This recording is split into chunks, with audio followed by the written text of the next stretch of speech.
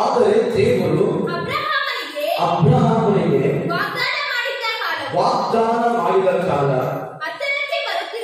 ಹತ್ತಿರಕ್ಕೆ ಬರುತ್ತಿರುವಾಗ ನಮ್ಮ ಜನರು ಐಗುಪ್ತ ದೇಶದಲ್ಲಿ ಹೆಚ್ಚಿ ಬಹಳವಾದರು. ಆಮೇಲೆ ಇದು ನಮ್ಮ ಈ ತಿಂಗಳು ಕೊಟ್ಟ ವಾಗ್ದಾನ. ಮೊದಲನೇ ದಿನ ಭಾನುವಾರ ನಾನು ಮಾತಾಡಿದಾಗ ದೇವರು ನಮ್ಮನ್ನು ಏನ್ ಮಾಡ್ತಾರೆ, ನಮ್ಮ ಹತ್ತಿರ ಬರುತ್ತಾರೆ. ವಾಗ್ದಾನ ನೆರವೇರಿಸಕ್ಕೆ ಸ್ವಲ್ಪ ಬೈಬಲ್ ಮೇಲೆ ಇಟ್ಕೊಂಡು, ಯಾರು ಮೇಲೆ ಇಟ್ಬೇಡಿ, ಬೈಬಲ್ ಎಲ್ಲರೂ ಮೇಲೆ ಇಟ್ಕೋಬೇಕು. ಬೈಬಲ್ ಮೇಲೆ, ಬೈಬಲ್ ಕೆಲವರು ಯಾವತ್ತು ಇಟ್ಬೇಡಿ ದಯವಿಟ್ಟು.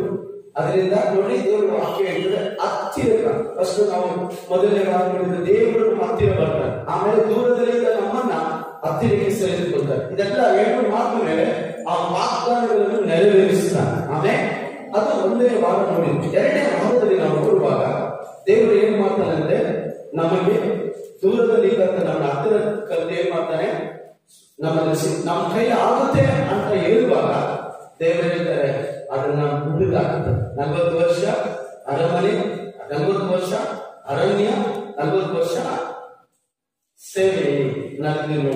ನಮ್ಮ ಬಲವನ್ನು ಮುರಿದು ನಮ್ಮನ್ನ ಕಲಿಸಿ ಆ ಐಗುಪ್ತ ದೇಶದಲ್ಲಿ ಹೇಗೆ ಮೋಶನ ಉಪಯೋಗಿಸಿದ್ರು, ನಮ್ಮನ್ನು ಶೂನ್ಯವಾಗಿರುವಾಗ ಏಸಪ್ಪ ನಮ್ಮ ಹತ್ತಿರ ಬಂದು ನಮ್ಮನ್ನ 100ಕ್ಕೆ 100ರಷ್ಟು ನಮ್ಮನ್ನ ಮಾಡುತ್ತಾರೆ ಅಂತ ನಾವು ನೋಡಿದ್ವಿ. ಈ ವಾರ ನಾನು ಹೇಳುವಂತ ಈ ವಾಗ್ದಾನದ ಮೂಲಕವಾಗಿ ದೇವರು ಎಂತ ಸಮಯದಲ್ಲಿ ವಾಗ್ದಾನ ಕೊಟ್ಟರು. ಅಬ್ರಹಾಮನು ಅವನಿಗೆ ಯಾವ ಗುರುತು ಇಲ್ಲ, ಅವನನ್ನು ಆಶೀರ್ವದಿಸ್ತಾರೆ, ಅವರಿಗೆ ದೊಡ್ಡ ಸಂತಾನ ಕೊಡ್ತಾರೆ, ದೊಡ್ಡ ಆಮೇಲೆ ದೇಶವನ್ನು ಕೊಡ್ತಾರೆ, ಯಾವ ಗುರುತು ಇಲ್ಲ. ಅಂತ ಕಾಲದಲ್ಲಿ ದೇವರು ವಾಗ್ದಾನ ಮಾಡಿದ್ರು. ಆ ವಾಗ್ದಾನ ಮಾಡಿದ ಹೆಂಗೆ, ದೇವರು ಒಂದು ವಾಕ್ಯ ಹೇಳಿದ್ದಾರೆ ನೋಡಿ. ವಾಕ್ಯ ಹೇಳಿ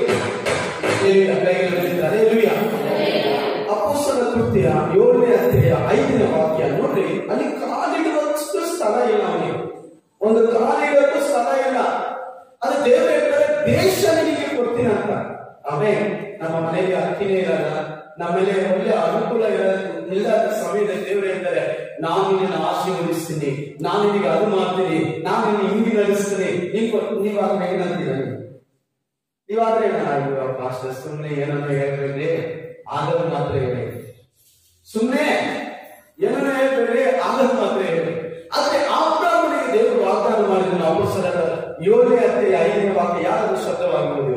ಇದರಲ್ಲಿ ಅವನಿಗೆ ಕಾಲಿಡುವಷ್ಟು ಭೂಮಿಯನ್ನು ಸ್ವಾಸ್ಥ್ಯವಾಗಿ ಕೊಡದೆ ಅವನಿಗೆ ಮಕ್ಕಳು ಇನ್ನು ಇಲ್ಲದಿರುವಾಗ ಈ ದೇಶವನ್ನು ನಿನಗೂ ನಿನ್ನ ಹಿಂದೆ ಬರುವ ನಿನ್ನ ಸಂತತಿಗೂ ಸ್ವಾಸ್ಥ್ಯವಾಗಿ ಕೊಡುವೆನು ಎಂದು ಯೋಚನೆ ಮಾಡಿ. ಕಾಲಿಡುವಷ್ಟು ಸ್ಥಳ ಇಲ್ಲ, ಸಂತಾನ ಇಲ್ಲ, ಮಗು ಭಾಗ್ಯ ಇಲ್ಲ. ಅದ್ರ ದೇವರು ಹೇಳ್ತಾರೆ, ನಾನು ನಿನ್ನ ಸಂತತಿಗೆ ಈ ದೇಶವನ್ನು ಕೊಡುತ್ತೇನೆ. ಹಲ್ಲೆಲೂಯಾ. ಸ್ವಲ್ಪ ಯೋಚನೆ ಮಾಡಿ. ದೇವರ ಯೋಚನೆ ನಮ್ಮ ಯೋಚನೆ ತುಂಬಾ ಡಿಫ್ರೆಂಟ್ ಆಗಿರುತ್ತೆ. ನಾವು ಆಲೋಚಿಸಿದ್ರೆ ಬೇರೆ ರೀತಿ, ದೇವರ ಆಲೋಚಿಸಿದ್ರೆ ಬೇರೆ ರೀತಿ. ಆಮೇಲೆ ಹಲ್ಲೆಲೂಯಾ. ನೋಡಿ, ಅಬ್ರಹಾಮನಿಗೆ ಸಂತಾನ ಇಲ್ಲ, ಆಶೀರ್ವಾದನೂ ಇಲ್ಲ. ಅಂತ ಸಮಯದಲ್ಲಿ ನೀವು ಇವಾಗ ಬಡ ಸ್ಥಿತಿಯಲ್ಲಿದ್ದೀರ, ತುಂಬಾ ಬಡವರು, ತಿನ್ನೋಕೆ ಊಟಕ್ಕೂ ಕಷ್ಟ ಅನ್ಕೊಳ್ಳಿ. ಈಗ ದೇವರು ವಾಗ್ದಾನ ಕೊಡ್ತಾರೆ, ನಿಮ್ಮನ್ನು ಹೆಚ್ಚಿಸಿ ಆಶೀರ್ವದಿಸಿ ಅಂತ ಹೇಳ್ತಾರೆ. ಅವ್ರು ನೀವೇನ್ ಹೇಳ್ತೀರಾ? ಊಟಕ್ಕೆ ಇಲ್ಲ ಅಂತ ಹೇಳ್ತಾರೆ. ಆದ್ರೆ ಅಬ್ರಹಾಮನ ಅಂತವನಲ್ಲ, ಯಾವ ಗುರುತು ಇಲ್ಲದಿದ್ರು ಕೂಡ ದೇವರು. Amen, hallelujah. ದೇವರು ವಾಗ್ದಾನ ಮಾಡಿದ್ದಾರೆ ಏನಂತ, ನಿನಗೆ ಈ ದೇಶವನ್ನು ಕೊಡುತ್ತೆ. ಹಲ್ಲೆಲೂಯಾ. ನಮಗೆ ವಾಗ್ದಾನ ಮಾಡಿದ್ರೆ ನೀವು ಅನ್ಕೊಂಡಿರ್ತೀರ, ಗ್ಯಾರಂಟಿ ಇದನ್ನ ಅನೇಕ 70% ಅನ್ಕೊಂಡಿರ್ತೀರಾ. ಇರೋದೇ 150-200 ಜನ, ಹಾಗೂ ಎಲ್ಲ ಬಂದ್ರು ಕೂಡ 200 ಜನನೇ. 5,000 ಜನ ಎಲ್ಲಪ್ಪ? ಅದನ್ನ ಸ್ವಲ್ಪ ಯೋಚನೆ ಮಾಡಿ. ಇದನ್ನು ಹೇಳ್ತಾನೆ ಇರ್ತಾರೆ, ಬರ್ತಾರೆ 5,000 ಜನ. ಅಲ್ಲಿ ನೋಡಿ, ಕಾಲಿಡಷ್ಟು ಸ್ಥಳನೇ ಅವನಿಗಿಲ್ಲ, ಸಂತಾನವೂ ಇಲ್ಲ. ದೇವರು ಹೇಳ್ತಾರೆ, ಈ ದೇಶವನ್ನು ನಿನ್ನ ಸಂತತಿಗೆ ಕೊಡುತ್ತೀನಿ. ಕೈ ಕಟ್ಟಿ ದೇವರಿಗೆ ಸ್ತೋತ್ರ ಮಾಡಿ. Hallelujah, hallelujah. ದೇವರ ವಾಗ್ದಾನ ಅದು ನಮ್ಮ ಊಹಿಸಕ್ಕಾಗುವುದಿಲ್ಲ, ಅದನ್ನ ಅರ್ಥ ಮಾಡ್ಕೊಳ್ಳೋಕ್ಕಾಗಲ್ಲ. ಹಲ್ಲೆಲೂಯಾ. ಆದರೂ ನನ್ನ ಸಹೋದರಿ ಸಹೋದರ, ನಂಬುರಿ. ಹಲ್ಲೆಲೂಯ. ವಾಗ್ದಾನ ಮಾಡಿದ ದೇವರು ನಂಬಿಗಸ್ತನು. ಇಬ್ರಿಯರಿಗೆ 10ನೇ ಅಧ್ಯಾಯ 23ನೇ ವಾಕ್ಯದಲ್ಲಿ ಹೇಳಲ್ಪಟ್ಟಿದೆ. ಏನಂದ್ರೆ ಆತನು ವಾಗ್ದಾನ ಮಾಡಿದ ಆತನು ಯಾರು? ವಾಗ್ದಾನ ಮಾಡಿದ ಆತನು ನಂಬಿಗಸ್ತನು. ಓದಿ ಯಾರಾದ್ರೂ ನಮ್ಮ ನಿರೀಕ್ಷೆಯನ್ನು ಕುರಿತು ನಾವು ಮಾಡಿದ ಪ್ರತಿಜ್ಞೆಯನ್ನು ಚಂಚಲವಾಗಿ ಪರಿಗ್ರಹಿಸೋಣ. ವಾಗ್ದಾನ ಮಾಡಿದ ಆತನು ನಂಬಿಗಸ್ತನು. ಕೈ ತಟ್ಟಿ ದೇವರಿಗೆ ಸ್ತೋತ್ರ ಮಾಡಿ. ವಾಗ್ದಾನ ಮಾಡಿದ ದೇವರು ನಂಬಿಗಸ್ತನು. ಕೈ ತಟ್ಟಿಸೋಣ. ದೇವರಿಗೆ ನಂಬಿಗಸ್ತನು. ಯಾಕಂದ್ರೆ ನಮಗೆ ಅದನ್ನು ಅರ್ಥ ಮಾಡುವ ಸಾಮರ್ಥ್ಯ ತಾಳ್ಮೆ ಇಲ್ಲ, ಅಷ್ಟು ಶಾಂತ ಗುಣ ನಮ್ಮಲ್ಲಿ ಇಲ್ಲ. ಇಲ್ಲಿ ಕೊಡುವಂತ ಒಂದೊಂದು ಮಾತನ್ನು ನಾವು ಕೇಳುವಾಗ ನಾವು ಅನ್ಕೊಳ್ತೀವಿ ಪಾಸ್ಟಿಯನ್ನು ಸುಮ್ಮನೆ ಹೇಳ್ತಾರೆ ಬಿಡ್ರಿ, ನಮ್ಮನ್ನ ಎಂಕರೇಜ್ ಮಾಡಕ್ಕೆ, ನಮಗೆ ಎಂಕರೇಜ್ ಮಾಡಕ್ಕೆ ಪಾಸ್ಟ್ ಹೇಳ್ತಾರೆ. ಅಲ್ಲೇಲೂಯ. ಕಾಲಿಡಕ್ಕೂ ಸ್ಥಳ ಇಲ್ಲ, ಸಂತಾನ ವಾಕ್ಯವೂ ಇಲ್ಲ. ದೇವರು ಹೇಳ್ತಾರೆ ನಿನಗೆ ಈ ಸಂತತಿಗೆ, ನಿನ್ನ ಸಂತತಿಗೆ, ನಿನ್ನ ಮೂಲಕ ಬರುವಂತ ಸಂತಾನಕ್ಕೆ ಈ ದೇಶವನ್ನು ಸ್ವಲ್ಪ ಯೋಚನೆ ಮಾಡಿ. ಈ ಜಾಗ ಆದ್ರೆ ಪರವಾಗಿಲ್ಲ, ಈ ಹಳ್ಳಿ ಆದ್ರೆ ಪರವಾಗಿಲ್ಲ, ದೇಶವನ್ನೇ ಕೊಡ್ತಾರೆ. ಕೈ ಕಟ್ಟಿ ದೇವರಿಗೆ ಸ್ತೋತ್ರ. ಊಹಿಸಕ್ಕೆ ಆಗದಂತೆ ದೊಡ್ಡ ವಾಗ್ದಾನ ನಿಮಗೂ ನಮಗೆ ದೇವರು ಮಾಡ್ತಾರೆ. ಹಲ್ಲೆಲೂಯ. ಏನ್ ಮಾಡ್ತಾರೆ? ಸುಮ್ಮನೆ ನುಡಿತಾ ಇಲ್ಲ, ಸುಮ್ಮನೆ ಮಾತಾಡ್ತಾ ಇಲ್ಲ. ಮನುಷ್ಯರು ಸುಮ್ಮನೆ ಮಾತಾಡ್ತಾರೆ, ರೋಗದ ಮನುಷ್ಯ ಸುಮ್ಮನೆ ಮಾತಾಡ್ತಾನೆ, ಅಲ್ಲಿ ಸುಮ್ಮನೆ ಮಾತಾಡ್ತಾರೆ. ನೀವು ನಾನು ಮಾತಾಡುವುದನ್ನು ಕರ್ತರು ಗಮನಿಸುತ್ತಾ ಇದ್ದಾರೆ. ಕೈ ಕಟ್ಟಿ ಸ್ತೋತ್ರ ಮಾಡಿ. ನಂಬಿಕೆಯ ಮಾತನ್ನು ಬಾಯಲ್ಲಿ ಬರುವಾಗ ದೇವರು ನೋಡ್ತಾರೆ. ಕಷ್ಟಗಳ ಮನಸ್ಸು ನೋಡುವಾಗ ಈ ಮಾತನ್ನು ದೇವರು ನೋಡ್ತಾರೆ. ನಿಮ್ಮ ಎಲ್ಲ ತಲೆ ಇಪ್ಪತ್ತು ಮನೆಯಲ್ಲಿ ನೋಡ್ತಾರೆ. ಒಳ್ಳೆಯ ಅನುಭವವಿಲ್ಲದೆ ಸೋರಿದ್ದಾರೆ. ದೇವರು ವಾಗ್ದಾನ ಮಾಡುವಾಗ ನಂಬುವುದು ದೊಡ್ಡ ಭಾಗ್ಯ. ಹಲ್ಲೆಲೂಯ. ಆಮೆನ್. ಸ್ವಲ್ಪ ಯೋಚನೆ ಮಾಡಿ. ನಾವು ವರದರಾಜ ಮನೆಗೆ ಫಸ್ಟ್ ಬಂದು ಅಲ್ಲಿ ಎಷ್ಟು ಜನ ಅಂಗು ಹೆಂಗಂದ್ರೆ ಚೈತನ್ಯ ಒಬ್ಬ ಬರ್ತಾ ಇದ್ದ. ಆ ಅಂಗಡಿ ಮಾಡಿ ಅವ್ರ ಒಬ್ಬನೇ ಬರೋದು. ಎಷ್ಟಾದ್ರೂ ಕಿಚ್ಚು ಪ್ರಸಾದ ಮಾಡಿ ಎಷ್ಟಾದ್ರೂ ಕಿಚ್ಚಿ ರಾತ್ರಿ ಅವನೊಬ್ಬನೇ ಬರ್ತಾ ಇದ್ದ. ಅಲ್ಲೇಲೂಯ. ಅವಾಗ ನಾವು ಹೇಳ್ತಾ ಇದ್ದೀವಿ ಒಂದು ದೊಡ್ಡ ಸಭೆ ಕಟ್ಟಿದ್ದೀವಿ, ಈಗ ಅಕ್ಕಪಕ್ಕದಲ್ಲಿ ಇರುವ ಅಲ್ಲಿಗಳೆಲ್ಲ ನಮ್ಗೆ ಬರ್ತಾರೆ. ಅವಾಗ ಅವ್ರು ನೋಡಿರ್ತಾರೆ, ಆಯ್ತು ಪಾಪ ಪಾಸ್ಟರ್ ಏನಂತ ಇದ್ದಾರೆ ಪಾಪ ಅನ್ಕೊಂಡು ಹೋಗ್ಲಿ ಬಿಡ್ರಿ. ಅಲ್ಲೇಲೂಯ. ಅಲ್ಲೇಲೂಯ. ಆಮೇಲೆ ಕೆಲವು ಸಮಯ ನಮ್ಮ ಪಾಸ್ಟರ್ ಬಂದು ನಮ್ಮ ಹತ್ರ ಹೇಳಿದ್ರು, ಯಾಕೆ ಅಂಕಿಸ್ಕೊಳ್ತೀರಾ, ಬಂದಿರೋದು ಇಬ್ಬರು ಏನ್ ಅಂಕಿಸ್ತೀರಾ? ನಾನು ಹೇಳಿದ್ರೆ ಜನರಿಗೋಸ್ಕರ ಯೇಸು ಸ್ವಾಮಿ ಕೇಳಿವಿ. ಆಮೇಲೆ ಅವಾಗ ಆಮೇಲೆ ಆತ್ಮ ಕೊಡ್ತಾರೆ. ಅಲ್ಲೇಲೂಯ. ಕೈ ಕಟ್ಟಿ ಸಂತೋಷ. ಆಮೇಲೆ ಅಲ್ಲೇಲೂಯ. ಅಲ್ಲೇಲೂಯ.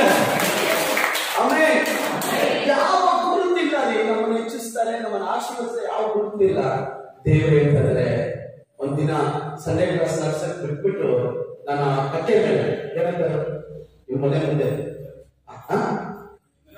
ಕಪ್ ಮೇಲೆ ನಡ್ಕೊಂಡು ಹೋಗ್ತಾ ಇದ್ದೀನಿ, ಹತ್ಕೊಂಡು ಹೋಗ್ತಾ ಇದ್ದೀನಿ, ಅಳ್ತಾ ಇದ್ದೀನಿ. ಎಸಪ್ಪ ನಾವು ರೂಪಾಯಿ ನಾವು ಇದ್ದೀವಿ, ಏನೋ ಕಳ್ದ್ರೆ ಈ ಗ್ರಾಮಕ್ಕೆ ಹೋಗಂದ್ರೆ ಬಂದೆ, ಎಲ್ಲ ನೋಡೋದು ಒಬ್ಬನೇ ಇದ್ದಾನೆ.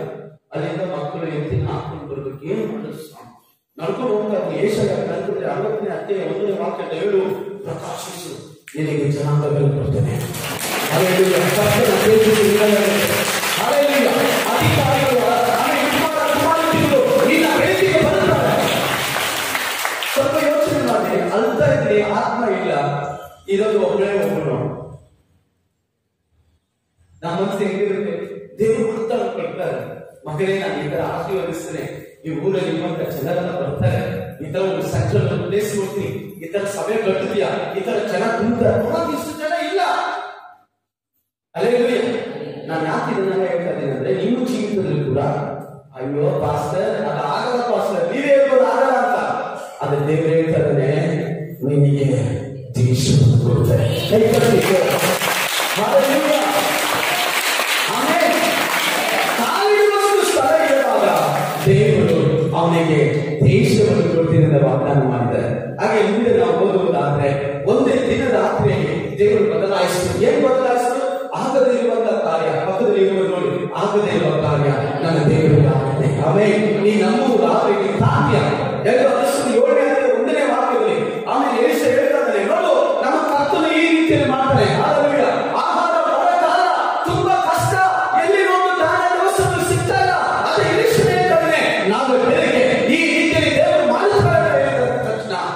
ಬೆಳಿಗ್ಗೆ ಅದೇ ರೀತಿಯಲ್ಲಿ ಆಯಿತು. ಒಂದೇ ಒಂದು ದಿನದಲ್ಲಿ 24 ಗಂಟೆ ಒಳಗೆ ನನ್ನ ದೇವರು ಬದಲಾಯಿಸಕ್ಕೆ ಶಕ್ತ. 5,000 ಜನ ಇವತ್ತೇ ಕರ್ಕೊಂಡು ಬರಕ್ಕೆ ನನ್ನ ದೇವರಿಗೆ ಸಾಧ್ಯ. ಹಲ್ಲೆಲೂಯಾ. 5 ಸಭೆಗಳ 5 ಸಭೆಗಳು ನನ್ನ ದೇವರಿಗೆ ಸಾಧ್ಯ. ಆಮೆನ್. ಹಲ್ಲೆಲೂಯಾ. ಅಯ್ಯೋ ಪಾಸ್ಟರ್ ಮನೆ ಕಟ್ಟಬೇಕು ಹೋಗ್ತಾ ಇದ್ದೀನಿ ಆಗ್ತಾ ಪಾಸ್ಟರ್ ಅಂತ ಅನ್ಕೊಂಡಿದ್ದೀರಾ? ದೇವರು ಹೇಳ್ತಾನೆ, ಯಾವುದು ಆಗಲ್ಲ ಅಂತ ಅನ್ಕೊಂಡಿದ್ಯೋ ಅದನ್ನು ಮಾಡುವಂತ ದೇವರು ನಾನು ಅದನ್ನು ಮಾಡುತ್ತೇನೆ. ಎಲ್ಲಿ ತಲೆ ಕಪ್ಪು, ಎಲ್ಲಿ ಸೋತು, ಎಲ್ಲಿ ತಲೆ ಹೀಗೆ ಆಗೋ 8 ವರ್ಷದಲ್ಲಿ ಮಾಡುವಂತ ಕಾರ್ಯ ಈ 9ನೇ ವರ್ಷದಲ್ಲಿ ನಾನು ನಿಮಗೆ ಮಾಡುವುದಕ್ಕೆ ಶಕ್ತನಾಗಿದ್ದೇನೆ. ಹಾಲೆಲೂಯಾ. ಈ ದಿನದಲ್ಲಿ ದೇವರು ನಮ್ಮ ಮೂಲಕವಾಗಿ ದೊಡ್ಡ ಕಾರ್ಯ ಮಾಡ್ತಾರೆ. ಹಾಲೆಲೂಯಾ. ದೊಡ್ಡ ಕಾರ್ಯ ಅದು ಊಹಿಸಲಾಗುವುದು, ಅದು ಏನು ಸಾಧ್ಯವಿಲ್ಲ. ಅಷ್ಟು ದೊಡ್ಡ ಕಾರ್ಯ ನನ್ನ ದೇವರು ನಿಮಗೂ ನನಗೆ ಮಾಡಲಿಕ್ಕೆ ಶಕ್ತನಾಗಿದ್ದಾನೆ. ಆಮೆನ್. ಹಲ್ಲೆಲೂಯಾ. ನಿಮ್ಮ ಮನಸ್ಸಿನಲ್ಲಿ ಯಾವಾಗ ಆಗಲ್ಲ ಅಂತ ನೀವು ಅನ್ಕೊಂಡಿದ್ದೀರೋ ಇವತ್ತು ಅದನ್ನ ನಿಮ್ಮ ಮನಸ್ಸನ್ನು ಬದಲಾಯಿಸಬೇಕು. ಇದೆಲ್ಲ ನನ್ನ ದೇವರಾಗುತ್ತೆ. ಹಲ್ಲೆಲೂಯಾ. ಆಮೆನ್. ನಮ್ಮವರು ಮಾತ್ರ ಕೈ ಬಿಟ್ಟು ಎಷ್ಟಪ್ಪ ಇದು ನೀವು ಮಾಡಲಿಲ್ಲ, ಇವತ್ತು ನೀವು ವಾಗ್ದಾನ ಮಾಡಿಲ್ಲ, ಸ್ಥಳ ಇಲ್ಲದಾಗ ನಿಮ್ಮ ಸಂತತಿಗೆ ಇಲ್ಲದ ಸಮಯದಲ್ಲಿ ಈಗ ಕೊಡುತ್ತಿರುವ ವಾಗ್ದಾನ ಮಾಡಿದ ದೇವರು ಯಾಕೆ ಇಬ್ರಿಯರಿಗೆ ಹೇಳ್ತಾರೆ 10ನೇ ಅಧ್ಯಾಯ 23ನೇ ವಾಕ್ಯದಲ್ಲಿ, ವಾಗ್ದಾನ ಮಾಡಿದವನು ನಂಬಿಗಸ್ತ. ವಾಗ್ದಾನ ಮಾಡಿದಾತನು ನಿಮ್ಮನ್ನು ಕರೆದಾತನು ನಂಬಿಗಸ್ತ. ನಿಮ್ಮನ್ನು ಏನೇ ಕರ್ತಿದ್ದಾರೆ, ಲಜ್ಜೆ ಪಡೋದಲ್ಲ, ಅವಮಾನ ಪಡೋದಲ್ಲ, ಮನಸ್ಸತ್ತಿನಲ್ಲಿ ಇಲ್ಲದಲ್ಲ, ನಿಮ್ಮನ್ನು ಇಚ್ಛಿಸುತ್ತಾರೆ.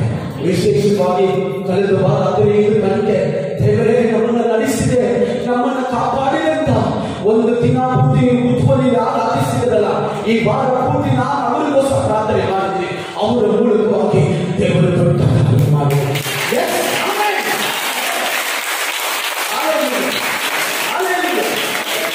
ಸಭೆಗೆ ವಿಜಯದ ಆಗುವವನ್ನ ದೇವರು ಆಶೀರ್ವದಿಸ್ತಾರೆ.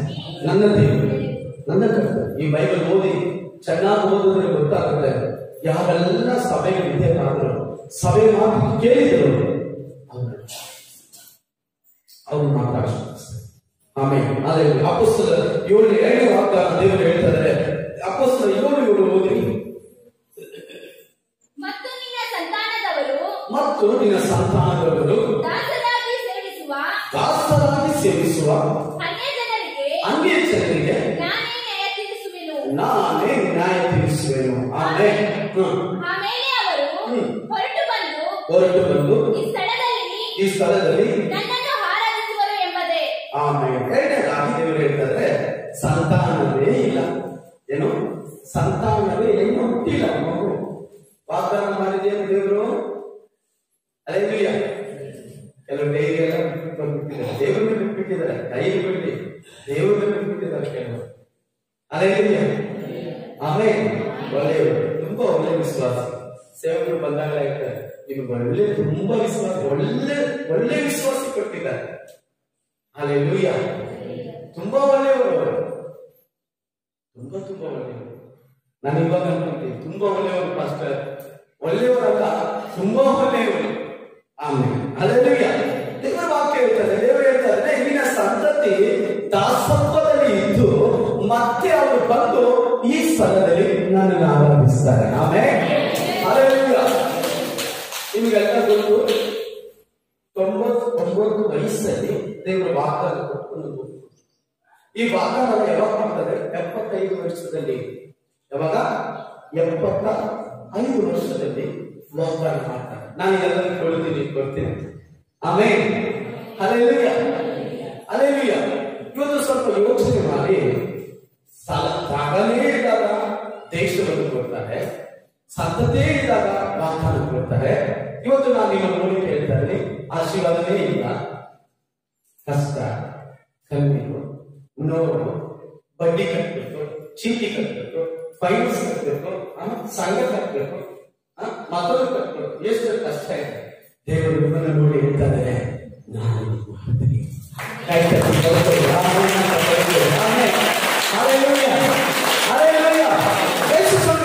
ಇಷ್ಟು ಕಷ್ಟದ ಮಧ್ಯೆ ದೇವರು ನುಡಿತಾರೆ ಏನಂತ ಈ ಸ್ಥಳದಲ್ಲಿ ಬಂದು ನೀನು ಆರಾಧಿಸ್ತೀಯ, ಈ ಸ್ಥಳದಲ್ಲಿ ಬಂದು ಸಾಕ್ಷಿ ಹೇಳ್ತೀಯ. ಆಮೇಲೆ ನೀವು ದೇವರನ್ನ ಬಿಡಬೇಕು. ಏನೇ ಕಷ್ಟ ಬರಲಿ, ಏನೇ ಹೋರಾಟ ಬರಲಿ, ಕೊರೋನಾ ಮರಣ ಏನೇ ಆಗಲಿ, ಯಾವ ಭಕ್ತರು ಬರಲಿ, ಸಾವಿನ ಕಾಲಿಯಾಗಲಿ, ಯಾವ ಆರಾಧನೆ ಮಾಡೋಣ, ನಮ್ಮ ದೇವರು ಆಶೀರ್ವದಿಸ್ತಾರೆ. ನಮ್ಮ ದೇಶವನ್ನು ಕೊಡುವಂತ ದೇವರು, ಜನಾಂಗವನ್ನು ಕೊಡುವ ದೇವರು, ಆಮೇಲೆ ಆಮೇಲೆ ಕಾರ್ಯವನ್ನು ಮಾಡುವಂತ ದೇವರು. ಆಮೇಲೆ ಒಂದು ಕಂಡೀಷನ್ ನೋಡಿ, ಯಾವಾಗಲೂ ದೇವರನ್ನ ಆಟಕೊಳ್ಳಬೇಕು. ದೇವರು ಯಾವಾಗಲೂ ನನ್ನ ಕೇಳ್ತಾರೆ, ನನ್ನ ನಂಬಿದ್ಯಾ, ನೀ ಯಾರು ನಂಬ್ತಾ ಇದೆಯಾ, ಯಾರ ಮೇಲೆ ಭರವಸೆತ್ತಿದ್ಯಾ? ದಯವಿಟ್ಟು ಸ್ವಲ್ಪ ನಿಮ್ಮ ಬಗ್ಗೆ ನೀವೇ ಯೋಚನೆ ಮಾಡಿ. ದೇವರು ನಂಬಿದ್ದೀರಾ? ಕರೆಕ್ಟಾದ ನಂಬಿಕೆ ನಿಮಗಿದೆಯಾ? ನಿಮ್ಮ ಮನಸ್ಸು ಯಾರ ಮೇಲೆ ಹೋಗ್ತಾ ಇದೆ? ಆಸ್ತಿಗಳ ಮೇಲೆ, ಹಣದಾಸರ ಮೇಲೆ, ಕೆಲಸದ ಮೇಲೆ, ಸ್ವಂತದವರ ಮೇಲೆ, ಅವರ ಮೇಲೆ, ಇವ್ರ ಮೇಲೆ. ಅಬ್ರಹಾಮನು ದೇವರನ್ನೇ ನಂಬಿದ್ದ. ಯಾಕಂದ್ರೆ ಈ ಸಾಕನ್ನು ಬಲಿ ಕೊಡಬಹುದ? ನೀವು ಗೊತ್ತಾ? ಸಿಕ್ಕರೆ ಗೊತ್ತಾ? ಅದು ಸಾಧಿಕನಾದ ಯೋಹಾನನ ಹೇಳ್ತಾರೆ. ಹೇಳುವಾಗ ಅಬ್ರಹಾಮನು ನಂಬಿದ್ದಂತೆ ಈ ಕಲ್ಲುಗಳಿಂದ ಸಂತಾನ ಉಂಟು ಮಾಡ್ತಾರೆ. ಕೈ ತಟ್ಟಿ ದೇವರು ಫಲ ಇಲ್ಲ.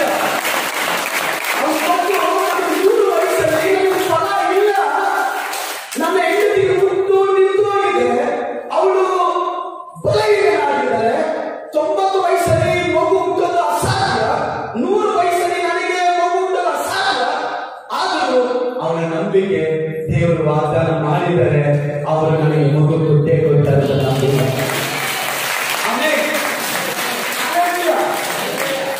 ಹೇಳ್ತದೆ, ಸಾಲಿಗ್ರಾಮಿ ಯೋಹಾನ ಹೇಳ್ತಾನೆ, ನೋಡ್ರಿ, ಅಬ್ರಹಾಮನಿಗೆ ಗೊತ್ತು ಈ ಸಾಕನ ಬಲಿ ಕೊಟ್ಟರೆ ಆ ಕಲ್ಲುಗಳಿಂದ ಸಂತಾನವನ್ನು ಉಂಟು ಮಾಡುತ್ತಾರೆ ಅಂತ ನಂಬಿಕೆ. ಸ್ವಲ್ಪ ಯೋಚನೆ ಮಾಡಿ. 100 ವಯಸ್ಸಲ್ಲಿ ಅವನಿಗೆ 115ರಿಂದ 120 ವಯಸ್ಸಾಗಿರ್ತಾರೆ. ಮಗನು ಬೆಳೆದು ಬಂದ. ಇವಾಗ ಇವನು ಎಷ್ಟು ವಯಸ್ಸು? 15ರಿಂದ 20 ವಯಸ್ಸಾಗಿತ್ತು. ಸ್ವಲ್ಪ ಬಿಸಿ ರಕ್ತ. 120 ವಯಸ್ಸು ಮುದುಕ, 20 ವಯಸ್ಸು ಮುದುಕನ ಹಿಡಿಯಕ್ಕಾಗುತ್ತಾ? ಹಿಡಿಯಕ್ಕಾಗುತ್ತಾ? ಚೆನ್ನಾಗಿ ಅರ್ಥ ಮಾಡಿಕೊಂಡ್ರೆ ಅಬ್ರಹಾಮನು ದೇವರಿಗೆ ವಿಧೇಯನಾಗಿದ್ದ. ಅದಕ್ಕೆ ಈ ಸಫಲ ಗೊತ್ತು, ನಮ್ಮ ಅಪ್ಪ ಯಾವುದು ದೇವರಿಗೆ ವಿರೋಧವಾಗಿ ಮಾಡಲ್ಲ. ಆಮೇಲೆ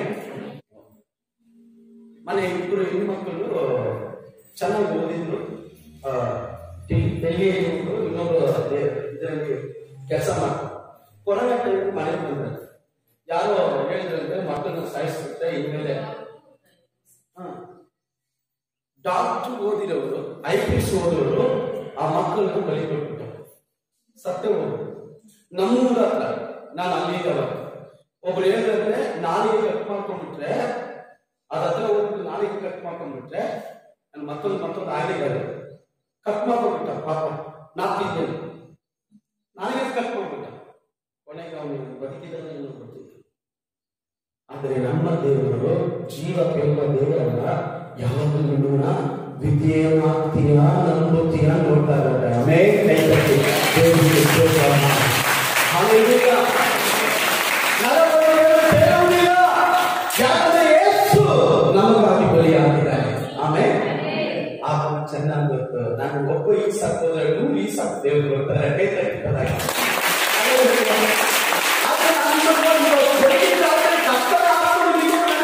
ಬೋಧಿಸದಂತ ಕಾರ್ಯ ಏನಂದ್ರೆ, ಮಗನೇ ನಾನು ನಂಬ್ತೀಯಾ, ನಾನು ಏನು ಹೇಳಿದ್ರು ಕೇಳ್ತೀಯಾ, ಅಷ್ಟೇ. ಹಲ್ಲೆಲೂಯಾ. ಆಮೆನ್. ನಾವು ಒಂದಿನ ಕೆಲಸ ಬರುತ್ತೆ ಅನ್ಕೊಳ್ಳ, ಒಂದಿನ ಅನುಭವ ಕೆಲಸಕ್ಕೆ ಹೋಗಿ ನಮ್ಮ ಚರ್ಚೆ ಪ್ರೇರಿಸ್ತೀವಿ. ಆದ್ರೆ ಅಬ್ರಹಾಮನು ಅಂತವನಲ್ಲ. ತನ್ನ ದೇವರಿಗೋಸ್ಕರ ಸ್ವಂತ ಮಗನನ್ನೇ ಕಳ್ಕೊಳ್ಳಕ್ಕೆ ಅವನು ಸಿದ್ಧವಾಗಿದ್ದ. ಬೈಬಲ್ ಹೇಳ್ತದೆ ನೋಡಿ, 22 ಆಮೇಲೆ ಆದಿಕಾಂಡ 22 14, 15, 16 ವಾಕ್ಯ ಆಳವನ್ನು ಓದಿ. ಅಲ್ಲಿ ಹೇಳಲ್ಪಟ್ಟಿದೆ, ನೀನು ಒಬ್ಬನೇ ಮಗನನ್ನು ನೀನು ಕೊಡಕ್ಕೂ ಹಿಂದೆ ಕಾರಣ ನಿನ್ನ ಭಯ ಭಕ್ತಿ ದೇವರಲ್ಲಿ ಏನಾಗಿದೆ ಓಡಿ ಬಂತು. ಅದರಿಂದ ನಾನು ಇದನ್ನು ಏನ್ ಮಾಡ್ತೀನಿ? 15 ವಾಕ್ಯ. ಯೆಹೋವನ ದೂತನು ಆಕಾಶದೊಳಗಿಂದ ಎರಡನೇ ಸಾರಿ, ಮೊದಲನೇ ಸಾರಿ ಅಬ್ರಹಾಮನು ಈ ಸಾಕನ್ನು ಕತ್ತರಿಸುವಾಗ ಕರೆದ್ರು, ಅಬ್ರಹಾಮನೇ ಮಗನ ಮೇಲೆ ಕೈ ಹಾಕಬೇಕು. ಎರಡನೇ ಸಾರಿ ಕೂಗ್ತಾ ಇದ್ದಾರೆ, ಅಬ್ರಹಾಮನೇ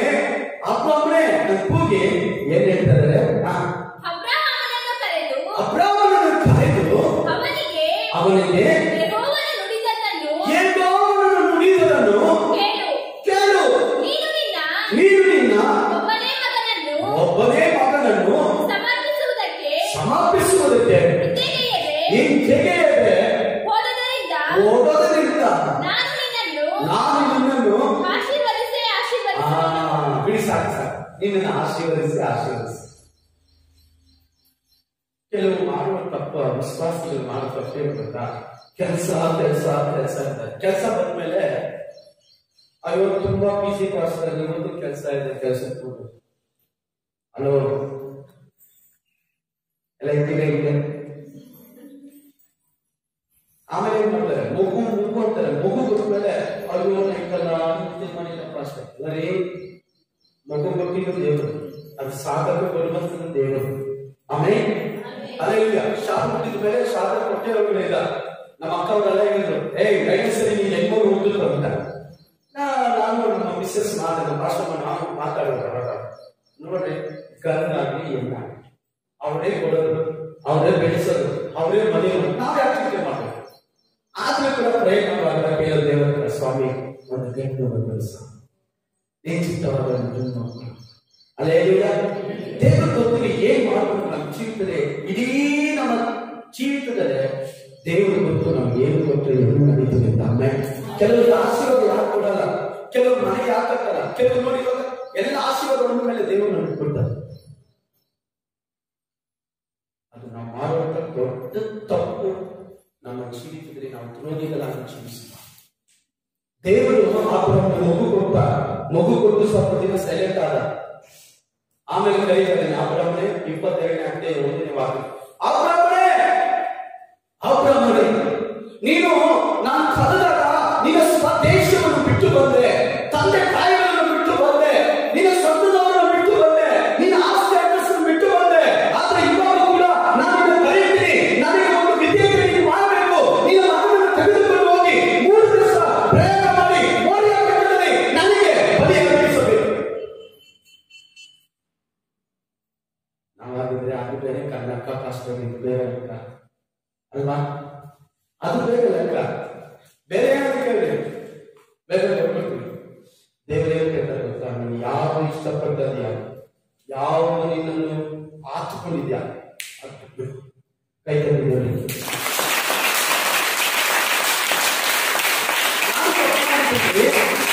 ನಾನು ತಪ್ಪು ಮಾಡ್ತೀನಿ, ಈ ವಿಶ್ವಾಸಗಳೇ ಇವರು ಚೆನ್ನಾಗಿ ಬರ್ತಾರೆ, ಇವರು ಈ ಕುಟುಂಬ ಚೆನ್ನಾಗಿ ಬರ್ತದೆ, ಈ ಕುಟುಂಬ ದೇವರಲ್ಲಿ ಕೊಡ್ತಾರೆ. ಅದು ಏಟು ಅವಾಗ ಗೊತ್ತಾಗುತ್ತೆ, ಅವ್ರು ಮರದೇವರಲ್ಲಿ ಒಳ್ಳೆಯದನ್ನು ದೇವರ ಸ್ತೋತ್ರ ಮಾಡ್ತಾರೆ. ಅಲ್ಲೇಲೂಯಾ. ಬಿಟ್ಟು ಬಿಡಬೇಕು.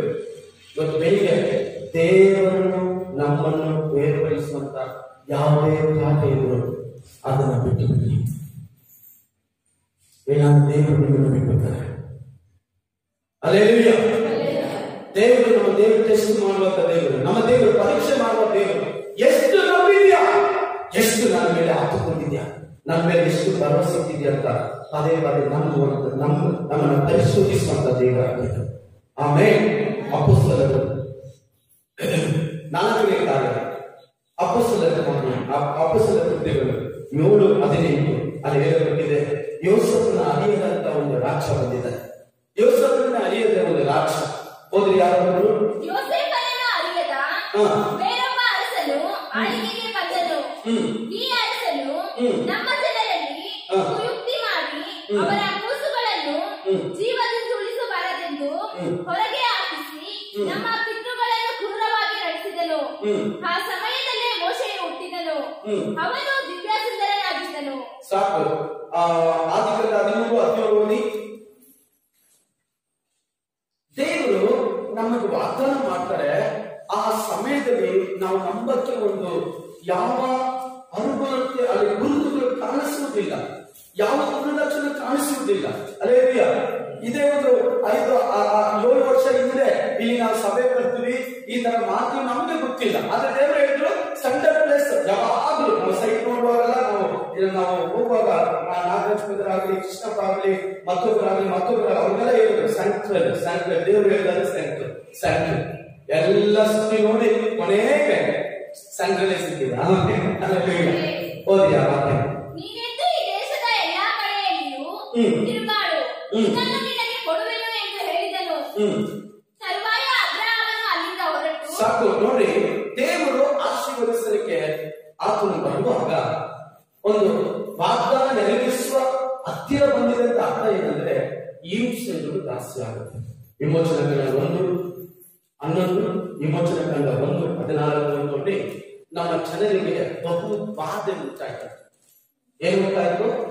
ಬಾಧೆ. ಇವತ್ತು ಎಷ್ಟು ಜನಕ್ಕೆ ಬಾಧೆ ಕೈ ತೋರಿಸಿ ನಾಚಿಕೆ ಪಡೆದ ಕೈ ಎತ್ತಿ ತೋರಿಸಿ ಜೀವನ ಏನು ಎಚ್ಚರ ಹೇಳ್ತಿದ್ದೀರ?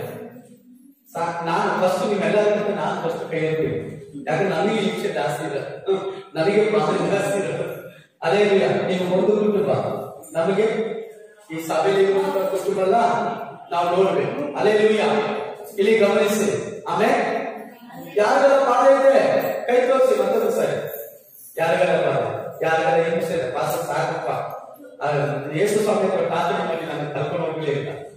ಯೇಸು ಸ್ವಾಮಿ ಹತ್ರ ಪ್ರಾರ್ಥನೆ ಮಾಡ್ಬಿಟ್ಟು ಹೋಗ್ಬಿಟ್ಟು ಬೇಡ ಈ ಜೀವನ ಬೇಡ, ಯಾಕೆ ಬೇಕು ಪಾಸ, ಯಾರು ಹೋಗಿ ಪಾಸ. ಆಮೇಲೆ ನಿಮ್ಮನ್ನೇ ದೇವರು ಬಿಡುತ್ತಾರೆ. ಕೈ ತಟ್ಟಿ ಜೋರಾಗಿ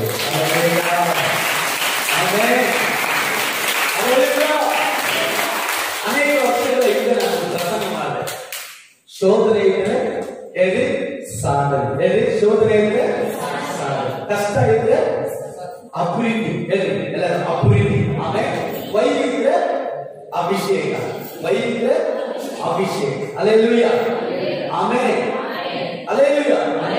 ಬಲಹೀನ ಇದ್ರೆ ಬಲಿಷ್ಠತನ. ಆಮೇಲೆ ಅದಕ್ಕೆ ಮೌಲ್ಯ ನಾನು ಎಷ್ಟು ಬಲಹೀನ ಆಗ್ತೀನೋ ಅಷ್ಟು ಬಲಿಷ್ಠನಾಗ್ತಾರೆ, ಅಷ್ಟು ಬಲ ಅಂತ ಕೈಯಲ್ಲಿ ದೇವರಿಸ್ತಾರೆ.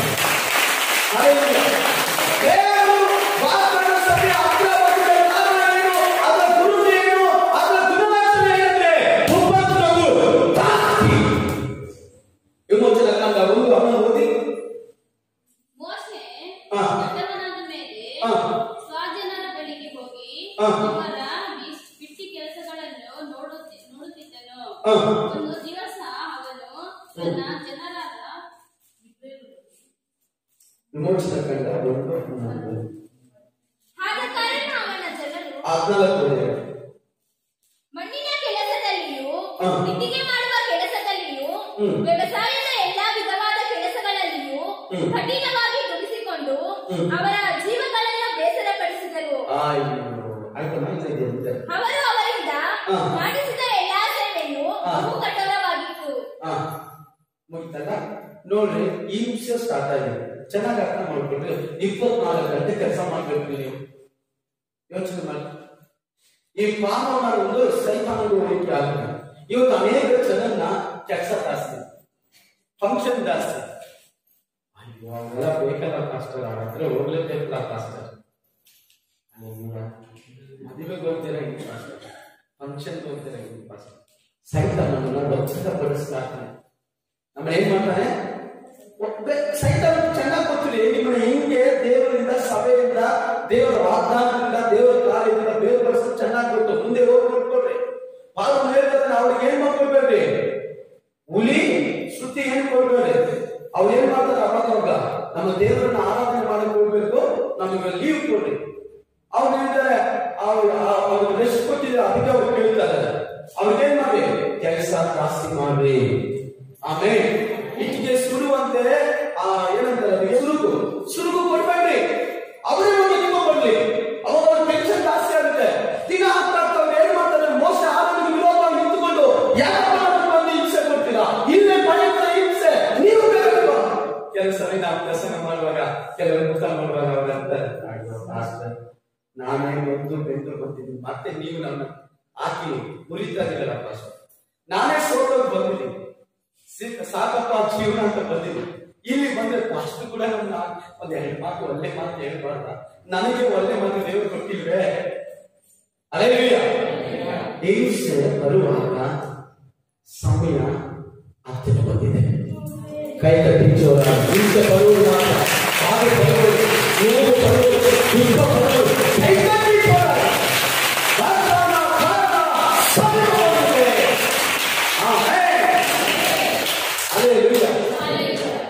ಜನರು ನಿಟ್ಟುಸಿರು 2ನೇ ಅಧ್ಯಾಯ. ಆಮೇಲೆ ನಾವು ಓದುವುದಾದ್ರೆ 1ನೇ ಅಧ್ಯಾಯದಲ್ಲಿ 21, 22, 3 ಅಷ್ಟು ಓದುವುದಾದ್ರೆ ಅಲ್ಲಿ 2ನೇ ಅಧ್ಯಾಯ 23, 24, 25 ಅವರ ನಿಟ್ಟುಸಿರು, ಅವರ ನೋವು ಇವತ್ತು ನೀವು ಅಂತೀರಾ ಪಾಸ್ಟರ್, ನನ್ನ ಕಣ್ಣೀರು ಯೇಸು ಸ್ವಾಮಿ ಕಾಣಲ್ವಾ, ನನ್ನ ಬಾಧೆ ದೇವರು ಗೊತ್ತಿಲ್ವಾ, ನನ್ನ ಮನೆ ಸ್ಥಿತಿ ಗೊತ್ತಿಲ್ವಾ, ನನ್ನ ಗಂಡನ ಗೊತ್ತಿಲ್ವಾ, ನನ್ನ ಹೆಂಡತಿ ಗೊತ್ತಿಲ್ವಾ, ನನ್ನ ಮಕ್ಕಳು ಗೊತ್ತಿಲ್ವಾ? ಅತ್ತಿಗೆ ಗೊತ್ತಿದೆ. ಆಮೇಲೆ ಅದಕ್ಕೆ ನಾವು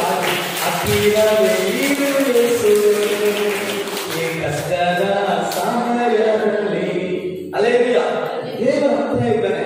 ಆಮೇಲೆ ಹಲ್ಲೆಲೂಯಾ ಹಿಂಸೆಗಳು ಬರುವಾಗ ದೇವರು ಏನ್ ಮಾಡ್ತಾರೆ, ನಿಮಗೆ ನಾನು ಒಂದು ಕೆಲವು ವಾಕ್ಯಗಳು ಹೇಳ್ಕೊಡ್ತೀನಿ ನೋಡ್ರಿ.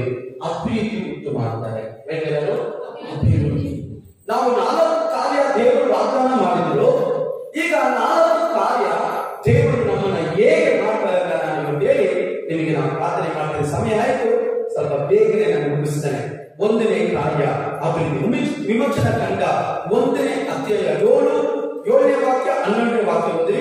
ಅಪೊಸ್ತಲರ ಕೃತ್ಯ 8ನೇ ವಾಕ್ಯ 8ನೇ ಅಧ್ಯಾಯ 1ರಿಂದ 4 ಓದ್ರಿ. ಯಾರು ಇದನ್ನು ಓದುವ ಸಮಯದಲ್ಲಿ ಅಲ್ಲಿ ನೋಡ್ತೀವಿ, ಹಿಂಸೆ ಜಾಸ್ತಿ ಆಯಿತು, ಜನರು ಬಹಳವಾದರು, ಜನರು ಬಲಗೊಂಡು.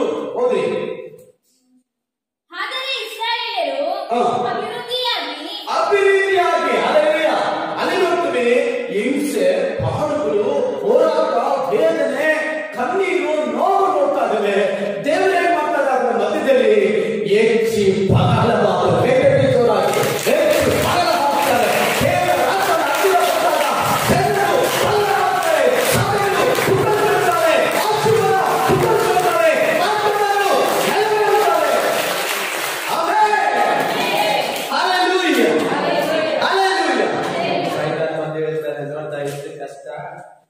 ಚರ್ಚಿಗೆ ಹೋಗಿದ್ರಿಂದ ನೋಡ್ತಾ ನಿನ್ ಗಂಡ ಹೆಂಗ್ ಮಾಡ್ತಾನೆ, ನೋಡ್ದ ನಿನ್ ಹೆಂಡತಿ ಹೆಂಗ್ ಮಾಡ್ತಾಳೆ, ನಿನ್ ಮಕ್ಕಳು ಹೆಂಗ್ ಮಾಡ್ತಾರೆ, ಚರ್ಚೆಗೆ ಕೂತ್ಕೊಂಡಿದ್ದ.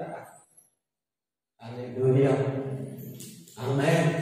ನಿಮ್ ಮನಸ್ಸಲ್ಲಿ ಒಂದು ಇಟ್ಕೋಬೇಕು, ನನ್ನ ದೇವರು ಯಾವತ್ತು ಕೇಳು ಬಯಸೋ ದೇವರಲ್ಲ. ಕೈ ತಟ್ಟಿ ದೇವರಿಗೆ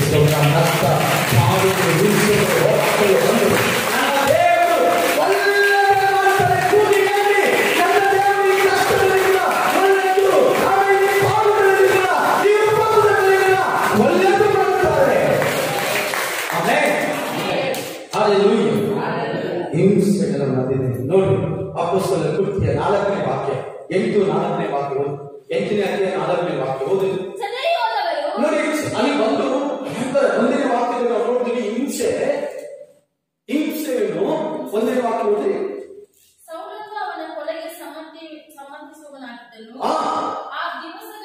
ಆ ದಿವಸಗಳಲ್ಲಿ ಇಸ್ರಾಯೇಲ್ ಯೆರೂಸಲೇಮಿನಲ್ಲಿದ್ದ ಸಭೆಗೆ ಹಿಂಸೆ ಉಂಟಾಯಿತು. ಯೂದಾಯ ಸಮಾಜ ಸೀಮೆಗಳಲ್ಲಿ ಚೆದರಿ ಹೋದರು. ಭಕ್ತರಾದ ಜನರು ಸ್ತೆಫನನನ್ನು ಹೂಣಿಟ್ಟು ಅವನಿಗೋಸ್ಕರ ಬಹಳವಾಗಿ ಗೋಳಾಡಿದ್ದರು. ಆದರೆ ಸೌಲನು ಮನೆಗಳಲ್ಲಿ ಹೊಕ್ಕಿ ಗಂಡಸರನ್ನು ಹೆಂಗಸರನ್ನು ಎಳೆದುಕೊಂಡು ಬಂದು ಸೆರೆಮನೆಗೆ ಹಾಕಿಸಿ ಸಭೆಯನ್ನು ಹಾಳು ಮಾಡುತ್ತಿದ್ದರು. ಇಷ್ಟು ನೋಡಿ, ಒಬ್ಬ ದೇವ ಮನುಷ್ಯ ಪ್ರಾರ್ಥನೆಯಲ್ಲಿರುವಂತ ಕೃಪಾವರವನ್ನು ಪಡ್ಕೊಂಡಿದ್ದ, ದೇವರಿಗೋಸ್ಕರ ಬಡಿಸ್ತಾ ಇದ್ದ. ಏನು ಸಪ್ಲೈ ಸೇವಾದರು ಕಣ್ಣು ಹೊಡೆದು ಅವನು ಮಾತನ್ನು ಕೇಳಿ ಭಯಪಟ್ಟು ಅವನಿಗೆ ಉತ್ತರಿಸಕ್ಕೆ ವಿರುದ್ಧ ಯಾರಿಂದಲೂ ಸಾಧ್ಯವಿಲ್ಲ. ಪರೀಕ್ಷೆಗಳು ಸರಿಗಾರರು ರೋಗ ಸೇವಕರು ಯಾರು ಅವನಿಗೆ ಉತ್ತರಿಸಕ್ಕೆ ಸಾಧ್ಯವಿಲ್ಲ. ಅವನನ್ನು ಒಡೆದು ಅದು ಮಾತ್ರ ಅಲ್ಲ, ಮನೆ ಹೋದ್ರಂತೆ. ಸಾಧಾರಣ ರೋಜ ಚರ್ಚ್ ಬಿಲಿವರ್ ಎಲ್ಲಿದ್ದಾರೆ, ಮನೆಗೆ ಹೋಗಿ ಅವರನ್ನು ಹಿಂಸಿಸಿದಂತೆ, ಅವನ್ನ ಬಾಧಿಪಡಿಸಿದಂತೆ. ಅವನಿಗೆ ಹಿಂಸೆದ ಮೇಲೆ ಇಚ್ಛೆ ಆಯ್ತು. ಆದ್ರೆ 4ನೇ ವಾಕ್ಯ ಹೇಳ್ತಾರೆ, ಅವ್ರು ಎಲ್ಲೆಲ್ಲಾ ಚದರಿ ಹೋದ್ರು. ನಾನು ಅನ್ಕೊಂತೀನಿ, ಆ ತರ ಒಂದು ದಿನ ಬಂದ್ರೆ ನಮ್ಮ ವಿಶ್ವಾಸಿ ಯಾವ ಊರಿಗೆಲ್ಲ ಹೋಗ್ತಾರೋ ಅಲ್ಲೆಲ್ಲ ಸಭೆ ಇರ್ತಾರೆ. ಕೈ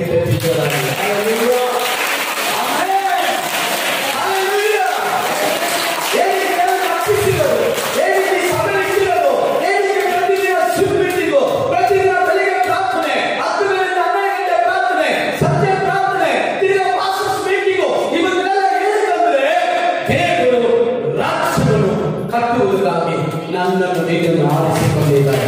ದೇವರ ಚಿತ್ತವನ್ನು ಮಾಡಿ, ದೇವರ ಸಭೆಗಳನ್ನು ಕಟ್ಟಲು, ಆತ್ಮಗಳ ಆಧಾರ ಮಾಡಲು, ನಿಮ್ಮನ್ನು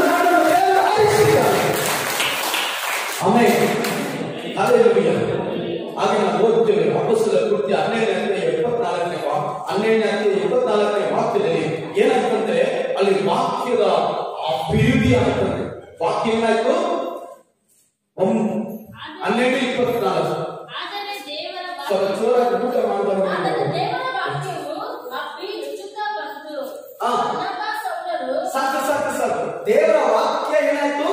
ಅದ್ಭುತ ಬಂತು. ಕೈ ತಟ್ಟಿ ದೇವರಿಗೆ ಜಾಸ್ತಿ ಆದಾಗ ದೇವರ ವಾಕ್ಯಗಳು ಬರ್ತಾರೆ, ದೇವರ ಸಮಾಧಾನ ವಾಕ್ಯಗಳು ಬರ್ತಾರೆ, ಆಶೀರ್ವಾದಗಳು ನುಡಿತಾ ಇರ್ತಾರೆ, ಅದ್ಭುತ ಕಾರ್ಯಗಳು ಮಾಡುತ್ತಾರೆ.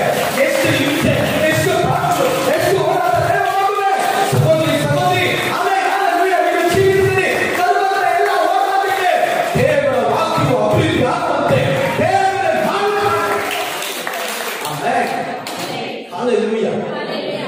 ಆಗ ನೀವು ಉಪದ್ರವ ಜಾಸ್ತಿ ಆದಾಗ ಏನ್ ಮಾಡ್ಬೇಕಂದ್ರೆ ಹೆಚ್ಚು ಸಮಯ ದೇವರ ಕಡೆ. ಈ ಮೀನು ನೋಡಿರ್ತೀರಾ, ತಗೊಂಡು ಹೋಗ್ಬಿಟ್ಟು ವ್ಯಾಪಾರ ಮುಚ್ತಾ ಇರ್ತಾನೆ. ಏನಕ್ಕೆ? ಕ್ಲೀನ್ ಆಗಕ್ಕೆ. ಏನಾಗಕ್ಕೆ? ನಿಮ್ಮನ್ನ ಕ್ಲೀನ್ ಮಾಡಕ್ಕೆ ಕೆಲವು ಸಮಯ ದೇವರಿಗೆ ಮಾಡ್ತಾರೆ. ಏನ್ ಮಾಡ್ತಾರೆ ಹೇಳ್ರಿ? ಮುಚ್ಚುತ್ತಾರೆ. ಏನಕ್ಕೆ? ಕ್ಲೀನ್ ಮಾಡಿ ನಿನ್ನಲ್ಲಿ ಇವತ್ತು ಅಶುದ್ಧ ಕಾರ್ಯಗಳೆಲ್ಲ ಹೋಗಕ್ಕೆ. ಕೆಲವರು ಏನ್ ಮಾಡ್ತಾರೆ? ಮುಚ್ಚಿದ ತಕ್ಷಣ ಸಭೆನೇ ಬಿಟ್ಟು ಓಡೋದು. ಹೋಯ್ತು ಅವರು ಉಣ್ಣಿಂದ ಹೋಗಿರ. ಆದ್ರೆ ದೇವರು ನಮ್ಮ ಮುಚ್ಚೋದು ಏನಕ್ಕೆ? ಚೆನ್ನಾಗಿ ಅರ್ಥ ಮಾಡ್ಕೊಳ್ಳಿ. ಉಪದ್ರವ ಕೊಡ್ತಾ ಇರೋದು ಏನಕ್ಕೆ? ಕಷ್ಟಗಳು ಕೊಡ್ತಾ ಇರೋದು ಏನಕ್ಕೆ? ನಮ್ಮನ್ನ ಮೇಲೆ ಬಗ್ಗೆ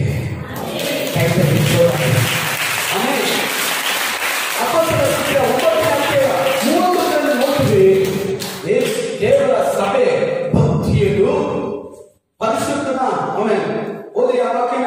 ಹೀಗಿರಲಾಗಿ ಯೂದಾಯ, ಗಲಿಲಾಯ, ಸಮಾರ್ಯ ಸೀಮೆಗಳಲ್ಲಿದ್ದ ಸಭೆಯು ಸಮಾಧಾನ ಹೊಂದಿತು ಮತ್ತು ಭಕ್ತಿಯಲ್ಲಿ ಅದು ನನಗೆ ಬೇಕಾಗಿ, ನನಗೆ ತುಂಬಾ ಬೇಕಾಗಿ, ನಮ್ಮ ಸಭೆಗೆ ಬೇಕಾಗಿ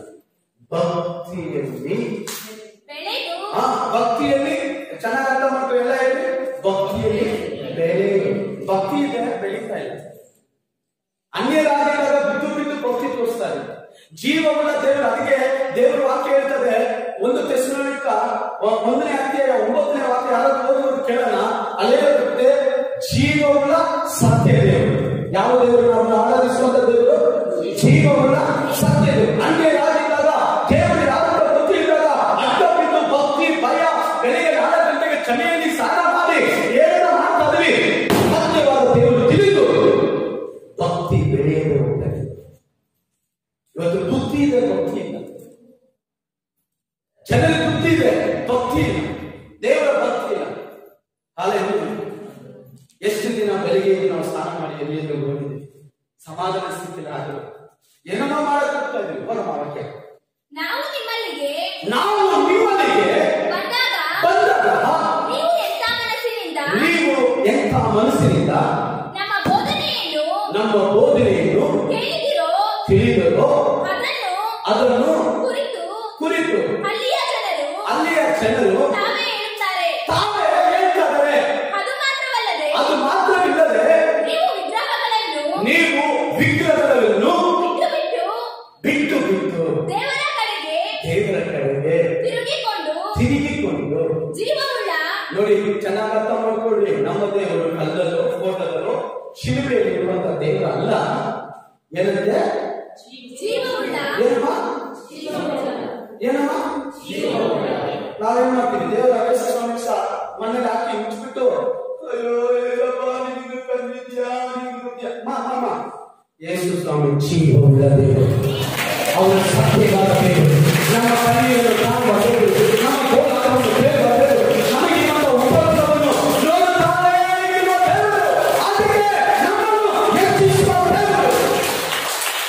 ಆಮೇಲೆ ಮತ್ತೊಂದು ಸಾಯದ ದೇವರ ಕಡೆಗೆ ತಿರುಗಿಕೊಂಡು ಜೀವವುಳ್ಳ ಸತ್ಯ ದೇವರನ್ನು ಸೇವಿಸುವವರಾಗಲು. ಸಾಕು. ಯಾವ ದೇವರು? ವಿಗ್ರಹಗಳನ್ನು ನಾವು ಆರಾಧನೆ ಮಾಡ್ತೀವಿ, ಅಡ್ಡ ಬಿಟ್ಟಲ್ಲಿ ಸತ್ಯವಾದ ಜೀವವುಳ್ಳ ದೇವರು. ಆಮೇಲೆ ನನಗೆ ಈ ವಾರ ಪೂರ್ತಿ ಈ ಮಾತು ತುಂಬಾ ನನಗೆ, ಯಾಕಂದ್ರೆ ನನ್ನ ದೇವರ ಜೀವನ ನನ್ನ ಜೊತೆಗೆ ಇದ್ದಾನೆ. ಆಮೇಲೆ ಇಮ್ಮಾನುವೇಲ ದೇವರು ನಮ್ಮ ಜೊತೆಯಲ್ಲಿದ್ದಾರೆ. ಉಪದ್ರವ ಮಧ್ಯದಲ್ಲಿ ನಿಮ್ಮನ್ನು ಆಶೀರ್ವದಿಸುವಂತ ದೇವರು ಈ ಬರಗಾಲ ದಿನದಲ್ಲಿ, ಈ ಆಮೇಲೆ ಸಂಕ್ರಮಣ ದಿನಗಳಲ್ಲಿ, ಹಲ್ಲೆಲೂಯಾ, ಈ ಕೋವಿಡ್ ದಿನದಲ್ಲಿ ನಮ್ಮ ದೇವರು ಕಾಪಾಡುವ ದೇವರಾಗಿದ್ದಾನೆ. ನಮ್ಮನ್ನು ಮೇಲೆತ್ತುವ ದೇವರಾಗಿದ್ದಾನೆ. ಅವರು ಜೀವವುಳ್ಳ ದೇವರು, ಜೀವವುಳ್ಳ ದೇವರು. ಆಮೇಲೆ ಎರಡನೇದಾಗಿ ತಗೊಳ್ಳಿ ವಿಮೋಚನಾ ಗ್ರಂಥ 15ನೇ ಅಧ್ಯಾಯ 15ರಿಂದ 19 ಓದಿ ನೋಡ್ರಿ. ಅಲ್ಲಿ ಮಕ್ಕಳನ್ನೆಲ್ಲ ಸಾಯಿಸಬೇಕು ಅಂತ ಒಂದು ತೀರ್ಮಾನ ಇಟ್ಕೊಂತಾನೆ. ಎಂತ ಕಷ್ಟದ ಸಮಯದಲ್ಲಿ ಶರೀರದಲ್ಲಿ ಬಾಧೆ ಮಕ್ಕಳನ್ನ ಕಾಪಾಡಕ್ಕೆ ಆಗ್ತಾ ಇಲ್ಲ. ಇವಾಗ ರಾಜ ಆಗ್ಲೇನು ಸುಲಭತೆಯನ್ನು ಕಂಡು ಹೇಳ್ತಾನೆ, ಇಸ್ರೇಲ್ ಜನರಲ್ಲಿ ಯಾವ ಗಂಡು ಮಗು ಉಳಿಯಬಾರದು, ಉಳಿಯಕ್ಕೆ ಮುಂಚೆನೆ ಸಾಯಿಸ್ಬಿಡ್ರಿ. ಐಗುಪ್ತ ದೇಶದ ಅರಸನು ಸಿಪ್ರ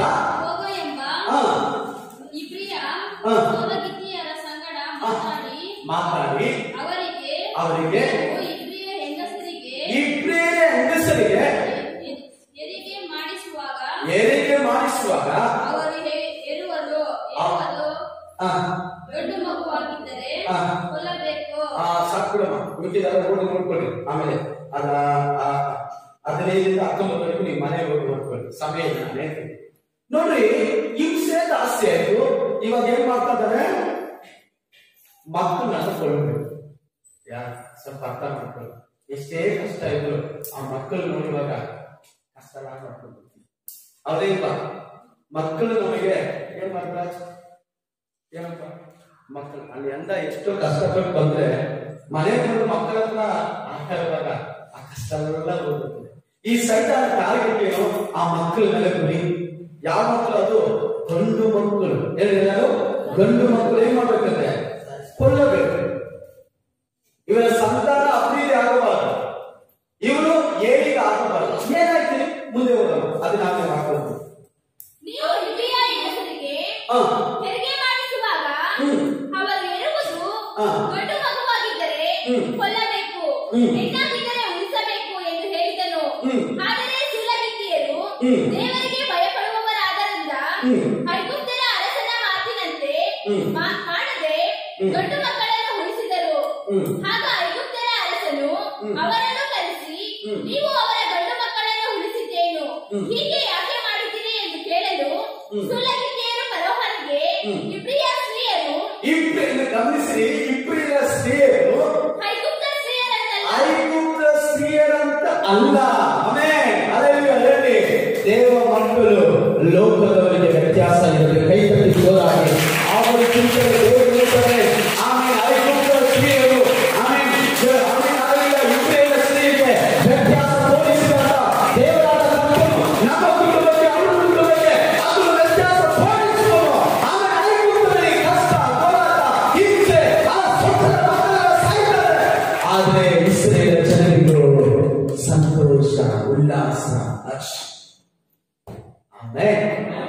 ಅವ್ರು ಹೇಳ್ತಾರೆ ಸುಲಭತೆಯರು ಏನಂತ ಗೊತ್ತಾ, ನಾವು ಹೋಗಕ್ಕೆ ಮುಂಚೆನೆ ಮಕ್ಕಳು ಆಗ್ತಿರ್ತಾರೆ. ರಾಜ ನಾವ್ ಏನ್ ಮಾಡ್ಲಿ, ಹಲ್ಲೆಲೂಯಾ, ನನ್ನ ದೇವರು ಆಶೀರ್ವದಿಸಬೇಕು ಅಂತ ಅನ್ಕೊಂಡ್ರೆ ತಟ್ಟೆ ಮಾಡಕ್ಕೆ ಯಾವನಿಂದಲೂ ಸಾಧ್ಯ. ಕೈ ತಟ್ಟಿ ದೇವರು ಕೊಡ್ತಾರೆ. ಯಾರಿಗೂ ಸಾಧ್ಯ ಇಲ್ಲ. ನನ್ನ ದೇವರು ಸಭೆಯ ಕಟ್ಟಬೇಕು ಅನ್ಕೊಂಡ್ರೆ ಯಾರಿಗೂ ಸಭೆಯಲ್ಲಿ ಆಗುವಾಗ ಬರಬೇಕಾದ್ರೆ ಯಾರು ತಡೆ ಮಾಡಕ್ಕಾಗುವುದಿಲ್ಲ. ಕೈ ತಟ್ಟಿ ಜೋರಾಗಿ ಅದನ್ನ ತಡೆ ಮಾಡಕ್ಕಾಗಲ್ಲ. ದೈವಜನಿಗೆ 15 ಜನ ಒಪ್ಪಿಸಿಕೊಂಡಿದ್ದಾರೆ. ನಾನು ನಂಬುತ್ತೇನೆ 10 ಜನ ಮಿನಿಸ್ಟ್ರಿಗಾಗಿ, ದೇವರ ಸೇವೆಗಾಗಿ ಹೊರಟು ಹೋಗಿದ್ದಾರೆ. ಅದನ್ನ ತಡೆ ಮಾಡಕ್ಕೆ ಯಾವ ಕಾನೂನಿಗೂ, ಅವರ ಸೈನ್ಯಕ್ಕೂ, ಅವರ ರಕ್ತಗಳನ್ನು ಆಮೇಲೆ ದೇವರ ಕುಟುಂಬಕ್ಕಿಲ್ಲ. ಹಲ್ಲೆಲೂಯಾ. ಯಾಕಂದ್ರೆ ಆ ತೀರ್ಮಾನ ಕರ್ತನದು. ಆಮೇಲೆ ಆಶೀರ್ವಾದ ಅದು ನಮ್ದಲ್ಲ, ಅದು ಕರ್ತನ ಆಶೀರ್ವಾದ. ಆಶೀರ್ವಾದ ಬರೋದು ಏನಕ್ಕೆ, ನಾವು ಇತರಿಗೆ ಹೋಗಿ ಹೇಳ್ತೀವಿ, ಅಕ್ಕ ನಮಗೆ ಇಷ್ಟು ಕಷ್ಟ ಇತ್ತಕ್ಕ, ನಮ್ಮ ದೇವರು ನಮ್ಮನ್ನು ಆಶೀರ್ವದಿಸಿದರೆ ಅಕ್ಕ ನೀವು ನಂಬ್ರಿ, ಅಣ್ಣ ನೀವು ನಂಬ್ರಿ ಅಂತ ಏನಕ್ಕೋಸ್ಕರ ಕರ್ತನ ಆಶೀರ್ವಾದ ನಮ್ಮ ಮೇಲೆ ಸುರಿಸಲಿಕ್ಕೆ ಶಕ್ತನಾಗಿದ್ದಾನೆ. ನಂಬುವರು ಮಾತ್ರ ಕೈ ತಟ್ಟಿ ಜೋರಾಗಿ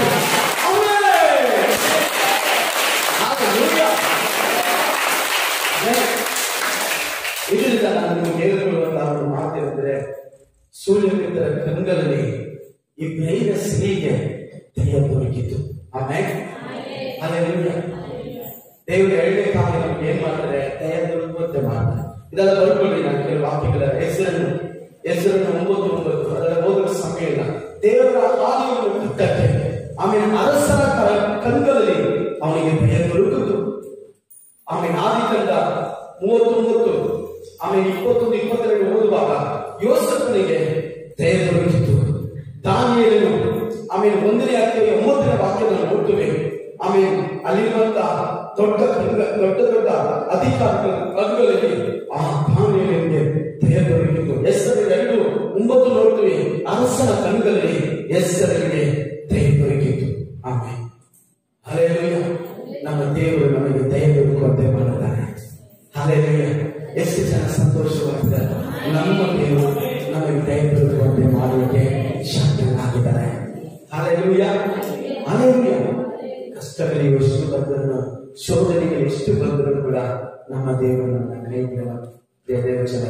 ಯಾಕಂದ್ರೆ ನಮ್ಮ ದೇವರು ಕಷ್ಟಗಳ ಮಧ್ಯದಲ್ಲಿ ನಮ್ಮನ್ನು ಆಶೀರ್ವದಿಸ್ತಾನೆ, ಉಪದ್ರವ ಮಧ್ಯದಲ್ಲಿ ನಮ್ಮನ್ನು ಅಭಿವೃದ್ಧಿಪಡಿಸ್ತಾನೆ. ಆಮೇಲೆ ಹಲ್ಲೆಲೂಯಾ.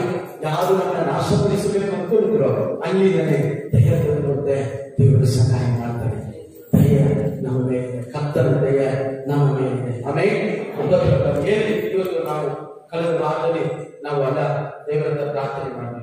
ಸ್ವಾಮಿ, ಜನ ಇರ್ತಾವೆ ಇಲ್ವೋ, ಹಣ ಇರ್ತಾವೆ ಇಲ್ವೋ, ಅಧಿಕಾರ ಇರ್ತಾವೆ ಇಲ್ವೋ, ನಮಗೆ ನೀವಿದ್ದರೆ ಸಾಕಪ್ಪ. ನಿಮ್ಮ ದಯೆಗಳಿಗೆ ಸಾಕು, ನಿಮ್ಮ ಕೃಪೆ ಸಾಕು, ನಿನ್ನ ಕರುಣೆ ಸಾಕು.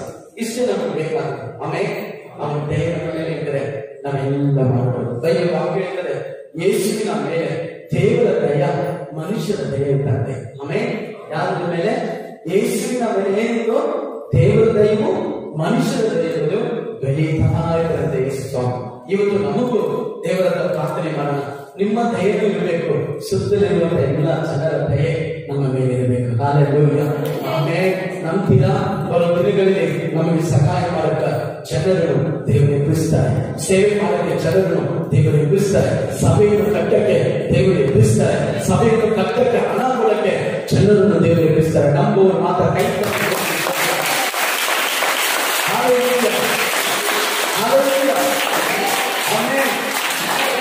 ಕೊನೆಯದಾಗಿ ಮುಗಿಸ್ತಾರೆ. ದೇವರು ಅಭಿವೃದ್ಧಿ ಮಾಡ್ತಾರೆ, ಆಶೀರ್ವದಿಸ್ತಾರೆ.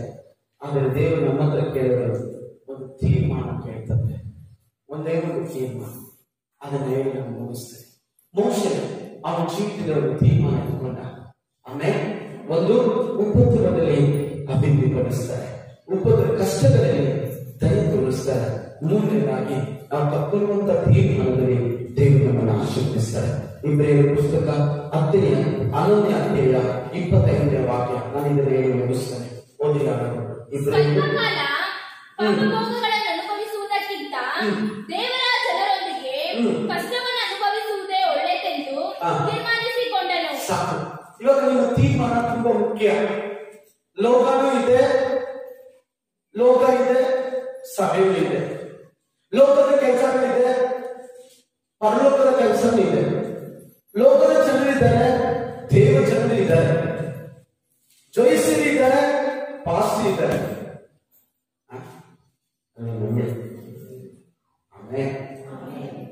ತೀರ್ಮಾನಗಳು ಕೈಯಲ್ಲಿ ನೀವು ಎತ್ಕೊಳ್ಳುವಂತ ತೀರ್ಮಾನದಲ್ಲಿ ಭವಿಷ್ಯದ ಇರುತ್ತೆ. ಸಹೋದರಿ ಸಹೋದರ, ಇವತ್ತು ಒಂದು ತೀರ್ಮಾನದೊಂದಿಗೆ ಈ ವಾಕ್ಯವನ್ನು ನಾನು ಮುಗಿಸ್ತೇನೆ. ನೀವು ತಕ್ಕೊಳ್ಳುವಂತ ತೀರ್ಮಾನದಲ್ಲಿ ನಿಮ್ಮ ಜೀವನ, ನಿಮ್ಮ ಶರೀರ, ನಿಮ್ಮ ಬದುಕು, ನಿಮ್ಮ ಕುಟುಂಬ, ನಿಮ್ಮ ಎಲ್ಲವೂ ಒಂದು ತೀರ್ಮಾನದಲ್ಲಿ ಕಳೆದುಕೊಳ್ಳಿ. ಪಾಪ ಭೋಗಗಳಿದೆ. ಇಲ್ಲಿ ಸಭೆ ಬಂದ ಕೂಡ ಸ್ವಲ್ಪ ನಾವು ಅಲ್ಲಿ ಹೋಗಿರ್ಬೋದು, ಹೋಗ್ಬೋದು. ತೊಂದರೆ. ತೀರ್ಮಾನ ತೀರ್ಮಾನ ತೀರ್ಮಾನ ತುಂಬಾ ಮುಖ್ಯ. ನಮ್ಮ ಜೀವಿತದಲ್ಲಿ ಏನು ತೀರ್ಮಾನ ಇಟ್ಕೊಳ್ತೇವೆ? ಯಾವಾಗಲೂ ಪ್ರಸಂಗ ಕೇಳಿ ಸುಮ್ಮನೆ ನಾವು ಹೋದರೆ ಸಾಲದು. ಎಷ್ಟು ಸರಿ ನಾವು ತೀರ್ಮಾನ ಇಟ್ಕೊಳ್ಳಿ, ಸ್ವಾಮಿ ನನ್ನ ಪ್ರಾಣನೇ ಹೋದರೂ ಯಾವ ನಮ್ಮನ್ನು ಬಿಡಲ್ಲಪ್ಪ, ಏಸಪ್ಪ ನಮ್ಮ ಸ್ವಂತದವರೆಲ್ಲ ಬಿಟ್ಟು ಹೋದ್ರು ಕೂಡ ನಾನು ನಿಮ್ಮನ್ನು ಬಿಡಲ್ಲಪ್ಪ, ನನ್ನ ಗಂಡನನ್ನು ಬಿಟ್ಟರು ಕೂಡ ನಾನು ನಿಮ್ಮನ್ನು ಬಿಡಲ್ಲಪ್ಪ, ಹೆಂಡತಿನನ್ನು ಬಿಟ್ಟರು ಕೂಡ ನಾನು ನಿಮ್ಮನ್ನು ಬಿಡಲ್ಲಪ್ಪ, ಏನೇ ಇಲ್ಲಿ ಏನೇ ಹೋದ್ರು ಕೂಡ ನಾನು ನಿಮ್ಮನ್ನು ಬಿಡಲ್ಲಪ್ಪ. ಮೋಶೆಗೆ ಚೆನ್ನಾಗಿ ಗೊತ್ತು ಅರಮನೆಯಲ್ಲಿ ಇರಬೇಕಾದ ಮೋಶೆ, ಎಷ್ಟು ರಾಜ ಆಗಬೇಕಾದ ಮೋಶೆ, ಅವನಿಗೊಂದು ಯೋಚನೆ ಬರುತ್ತೆ, ನಾನು ಇಲ್ಲಿ ಕುತ್ತುಕೊಂಡು ರಾಜರಾಗಿರೋದಕ್ಕಿಂತ ಅಲ್ಲಿ ಹೋಗಿ ಒಂದು ಸಾಧಾರಣ ಒಂದು ವ್ಯಕ್ತಿ ಆಗಿರೋದು ದೇವರ ದೃಷ್ಟಿಗೆ ಒಳ್ಳೆಯದು. ಕೈ ತಟ್ಟಿ ದೇವರ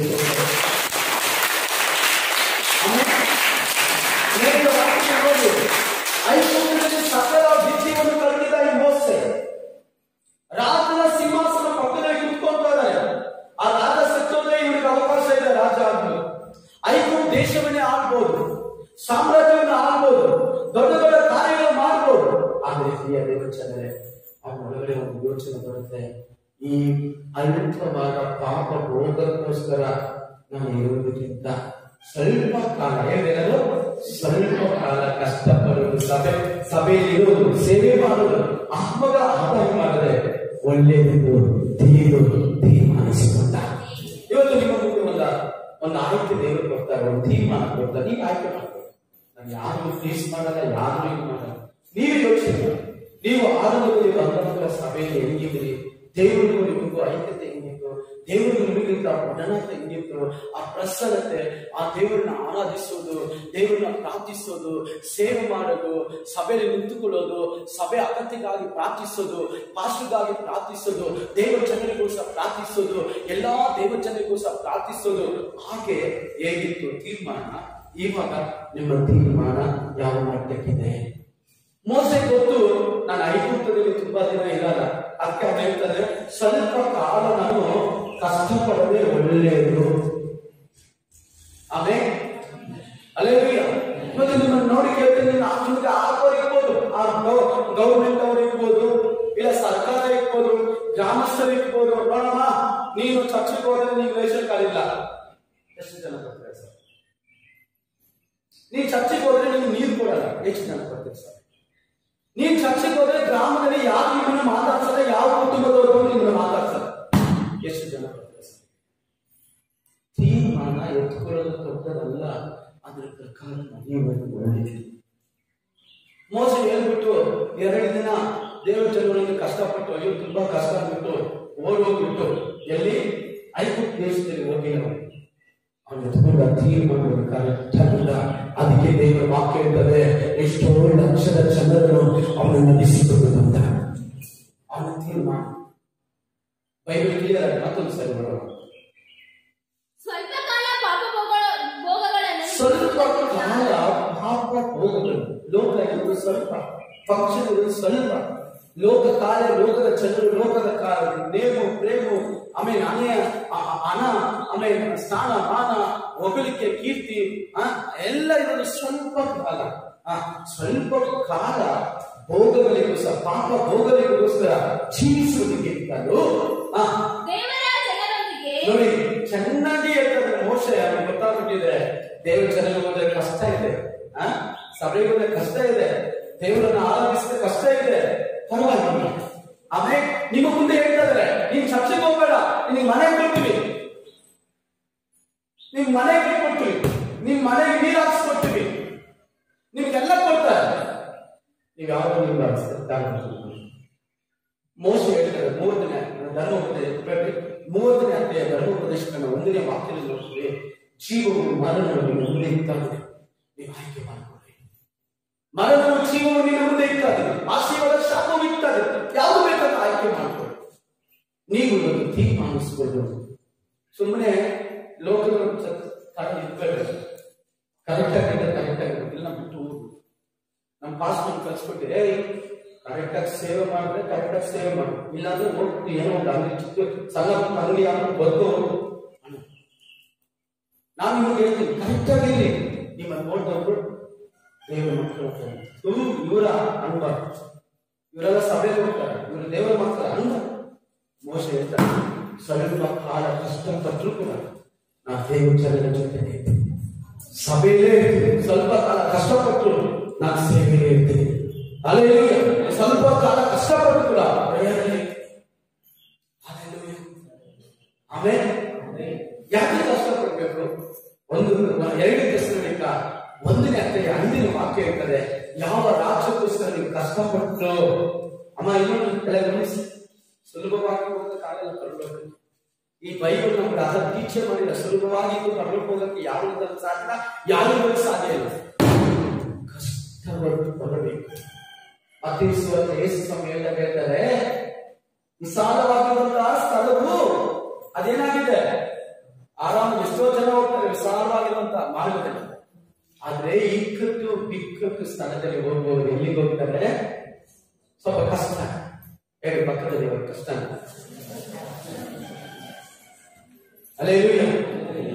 ಕಷ್ಟ. ದೇವ್ರ ಜನರ ಜೊತೆ ಇರ್ಬೇಕಾದ್ರೆ, ಪಾಸ ಜೊತೆ ಇರ್ಬೇಕು ಕಷ್ಟನೇ, ಸಾವಿರ ಜೊತೆ ಇರ್ಬೇಕಾದ್ರೆ ಕಷ್ಟನೇ. ಆಪಿ ಆಗಿದಾಗ ಕಷ್ಟಪಟ್ಟು ದೇವರು ಹೇಳ್ತಾರೆ, ಹೋದ್ಮ 2 ಪ್ರಶ್ನೆಗೆ 1, 5. ದೇವರು ನ್ಯಾಯವಾದ ತೀರ್ಪು ಮಾಡುತ್ತಾನೆಂಬುದಕ್ಕೆ ನಿಮ್ಮ ತಾಳ್ಮೆಯು ಸ್ಪಷ್ಟವಾದ ನಿದರ್ಶನವಾಗಿದೆ. ಯಾವ ದೇವ ರಾಜ್ಯಕ್ಕೋಸ್ಕರ ನೀವು ಕಷ್ಟವನ್ನು, ನೀವು ಕಷ್ಟ, ಬಾಧೆ, ಹಿಂಸೆ, ಹೋರಾಟ, ಅವಮಾನ, ನಿಂದನೆ ಏನೆಲ್ಲ ನೀವು ಅನುಭವಿಸಿದೆಯೋ ಅದಕ್ಕೆ ನೀವು ಯೋಗ್ಯನಾಗಬೇಕೆಂಬುದೇ, ಅದಕ್ಕೆ ನೀವು ಏನೇನದು, ಅದಕ್ಕೆ ನಾನು ಯೋಗ್ಯನಾಗಬೇಕಂತ ದೇವರ ಅಭಿಪ್ರಾಯ. ಯಾವ ರಾಜ್ಯಕ್ಕೋಸ್ಕರ ಕಷ್ಟಪಟ್ರಿ? ಮನೆಯಲ್ಲಿ ಬರೀತಾರೆ, ಯಾವಾಗ ಅಲ್ಲೇ ಬಿಟ್ಕೊಳ್ತೀಯ, ಭಾನುವಾರ ಹೋಗ್ಬೇಕು, 15 ಗಂಟೆ ಅಂತೆ, ಹಂಗಂತೆ ಹಿಂಗಂತೆ ಏನೆಲ್ಲ ಬಾಧೆ ಬಂದ್ರು ಕೂಡ ನೀವೆಲ್ಲವನ್ನು ಸಹಿಸಿಕೊಂಡು, ಕಷ್ಟವನ್ನು ಸಹಿಸಿಕೊಂಡು ಚರ್ಚಿಗೆ ಬರ್ತಾ ಇದೆಯಲ್ಲ, ದೇವರ ಅಭಿಪ್ರಾಯ. ಕೈದಲ್ಲಿ ದೇವರಿಗೆ ನೀವು ಕಷ್ಟಪಡೋದು, ನೀವು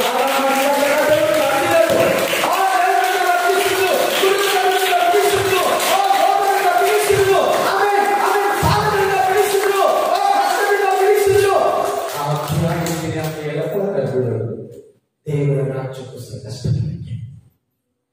ಬೈಬಲ್ ಇರುವಂತ ಎಲ್ಲಾ ನೀತಿವಂತರು ದೇವರಿಗೋಸ್ಕರ ಅನೇಕ ಕಷ್ಟಗಳನ್ನು ಅನುಭವಿಸಿದ್ರು.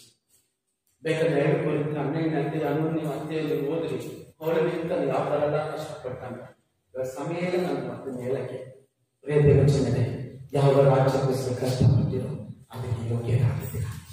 ಇದನ್ನು ಕೂಲಿ ಪಾಸ್ ಎಲ್ಲ ಕೊಡೋದು, ವಿಶ್ವಾಸ ಎಲ್ಲ ಕೊಡೋದು, ಯಾವ ಸ್ಥಾಪನ ಎಲ್ಲ ಕೊಡೋದು, ಯಾವ ಅಧಿಕಾರ ಎಲ್ಲ ಕೊಡೋದು ಪರಲೋಕ ಕೊಡ್ತದೆ. ನೀ ಪಡುವಂತ ಪ್ರಯಾಸಕ್ಕೆ ಪ್ರತಿಫಲ ಹಾಕೊಳ್ಳೋದು ಪರಲೋಕ ಕೊಡುತ್ತದೆ. ನೀ ಪಡುವಂತ ಕಷ್ಟಕ್ಕೆ ಪ್ರತಿಫಲ ಹಾಕೊಳ್ಳೋದು ಪರಲೋಕ ಕೊಡುತ್ತದೆ. ಮನೆಯಲ್ಲಿ ಎಷ್ಟೇ ತೊಂದರೆಗಳು, ಬಾಧೆಗಳು, ಉಪದ್ರವಗಳು ಕೂಡ ನೀ ಆ ಟೈಮ್ ಬಂದು ದೇವರನ್ನ ಆರಾಧಿಸ್ತೀರ, ಅದು ದೇವರು ನೋಡ್ತಾರೆ.